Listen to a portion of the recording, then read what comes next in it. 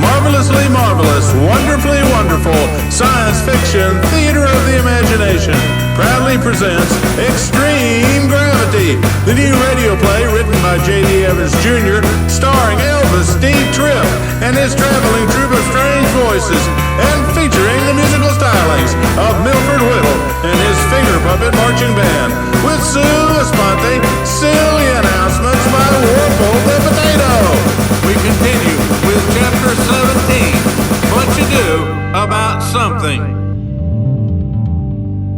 On the asteroid, Lancelot L.E.D., who went by the moniker Flashlight, was suiting up and getting ready to step into the containment area of the fusion reactor that provides vast quantities of electric power to the gravity generator, the propulsion drive that was being built to enable moving the asteroid to a location where the quarks could mine the organic baubles that were so highly prized by the enthusiastic customers of the company. The Twarks like to sing songs and to twerk when mining the organic baubles,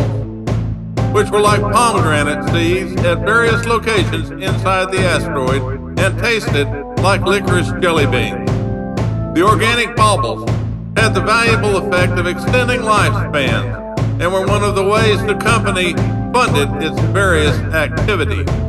This made the asteroid and its organic baubles very important to the company and its well-funded customers,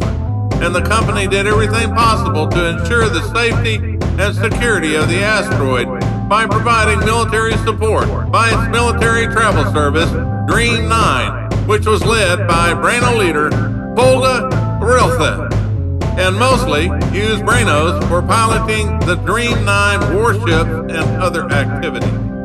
Brainos were the brains of older company executives who, when their bodies were exhausted, became brains, living in mirrored plastic spheres, a type of super strong steel which usually was clear and transparent like glass but could be masked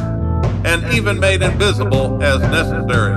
The Brainosphere, which looked like a big and quite surreal soap bubble, provided life support, perceptual interfaces, propulsion, and weapons systems for the brain it housed, and was treated with the utmost fear and respect by non-Braino plebeians and other folks and entities who were not so fortunate to be Brainos, if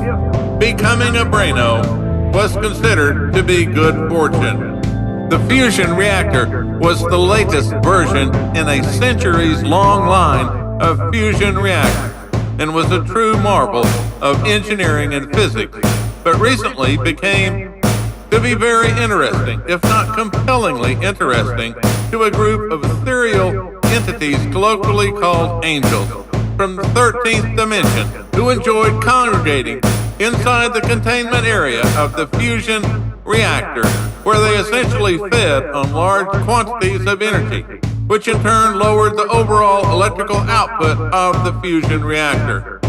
Lancelot L.E.D., or Flashlight as he was known, specialized in encouraging the angels to leave the containment area of the fusion reactor, and consequently was a handsomely paid technician and recognized expert in his field.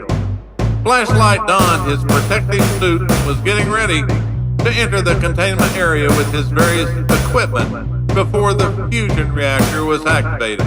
where the strategy first was to hold a sign reading, "Attention Angels, nothing here, so go away," and then using various musical devices to make sound that the angels would find to be a bit too dominating and surreal, most of which were a cacophony of disco sounds, instrumental surf music, and Latin percussion from 1980s Earth. Unlike Frog the Munificent, the Shadows, Ramunculus and the Wiggles, Ogly Noggly, Bakra and Suzanne, the Twarks, and certain of the Brainos, the angels did not share this love for disco, instrumental surf music, and Latin percussion. Hence, if the sign declaring, "Attention Angels, nothing here, so go away," did not encourage the angels to get out of the containment area,